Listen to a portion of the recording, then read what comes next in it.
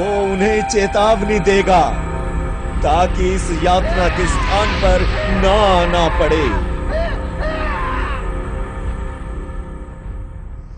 क्या वास्तव में स्वर्ग और नरक है? यदि है तो स्वर्ग और नरक कैसी जगह है? धनी पुरुष और लाजर की कहानी के द्वारा यीशु ने साबित किया कि स्वर्ग और नरक हैं।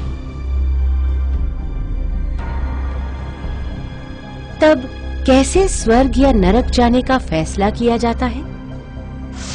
सब मृतकों का न्याय उनके कामों के अनुसार किया गया। इस धरती पर रहने के दौरान हमारे कर्मों के हिसाब से स्वर्ग या नरक जाने का फैसला किया जाता है। इसलिए मरने के बाद पछताने से कोई फायदा नहीं। नरक इतनी भयानक जगह है कि आग की पीड़ा में पानी की एक बूंद भी नहीं मिलती।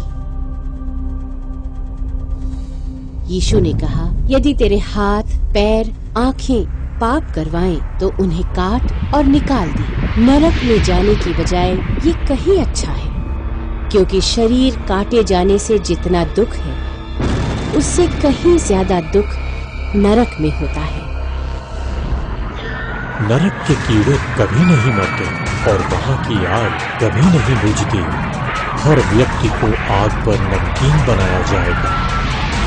चाहे नरक में यातना बहुत कठोर हो तो भी हम खुद नहीं मर सकते। नरक में न तो खुशी है, न ही आराम और न ही उद्धार की आशा, सिर्फ भयानक दुख, अफसोस और दर्द है। यदि हम सुसमाचार सुनकर नहीं पछताएंगे तो हमें नरक क्यों जाना पड़ता है? हम इस धरती पर पैदा होने से पहले स्वर्गदूत थे, लेकिन हमने स्वर्ग में पाप किए थे, जिससे हम नरक की सजा पाकर आत्मिक जेल पृथ्वी पर पैदा हुए हैं। यदि हम इस पृथ्वी पर नरक की सजा से नहीं बच पाएंगे तो हमें नरक जाना पड़ेगा। मैं कैसा अभागा मनुष्य हूँ, मुझे इस मृत्यु की देह से कौन छुड़ाएगा? परमेश्वर ने हम पर तरस खाया जिन्हें नरक में जाना पड़ता है। परमेश्वर इस धरती पर आए ताकि वो हमें नरक की सजा से बचने का मार्ग बताए। मैं पापियों को मन फिराने के लिए बुलाने आया हूँ, हमारे उन पापों को माफ करने के लिए जो मृत्यु लाते हैं। परमेश्वर ने अपना बलिदान करके अपना मांस और लहू हमें दिया। लो, खाओ, यह मेरी देह है, तुम सब इसमें से पियो, क्योंकि यह वाचा का मेरा वह लहू है जो बहुतों के लिए पापों की क्षमा के निमित्त बहाया जाता है।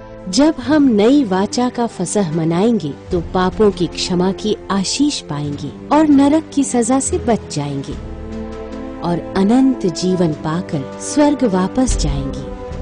जो मेरा मांस खाता और मेरा लहू पीता है, अनंत जीवन उसका है। मैं अंतिम दिन में उसे जिला उठाऊंगा।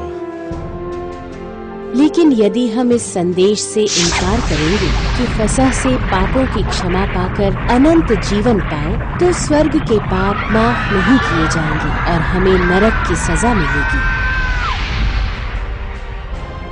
मेरी बड़ी अभिलाषा थी कि मैं तुम्हारे साथ फसह खाऊं।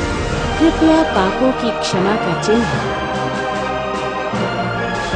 नई वाचा का फसह मनाएं और स्वर्ग वापस जाएं।